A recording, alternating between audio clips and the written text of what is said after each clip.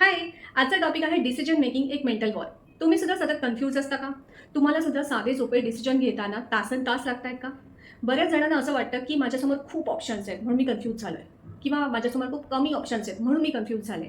तर कन्फ्युजन हा route cause नसून तुम्हाला जी भीती वाटते की मी चुकले तर काय होईल, म्हणजे fear of making a wrong choice, हा खरा रूट कॉज आहे तुमच्या डिसिजन मेकिंगमध्ये होणाऱ्या कन्फ्युजनचा.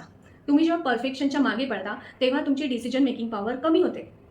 आणि जेव्हा तुम्ही राईट आणि रॉंग या चक्रात अडकता, म्हणजे माझ्याकडून फक्त राईटच डिसिजन घेतला गेला पाहिजे, रॉंग घेतला नाही गेला पाहिजे, तेव्हा तुम्ही त्या चक्रात अडकल्यामुळे तुम्हाला ते कन्फ्युजन अजून वाढतंच. पण ॲक्च्युअली नीड असते ती तुमच्या मेंटल अलाइनमेंटची. म्हणजे जेव्हा तुम्हाला स्वतःची व्हॅल्यू माहीत असते तेव्हा तुम्हाला डिसिजन मेकिंग करण्यामध्ये काही कन्फ्युजन होत नाही.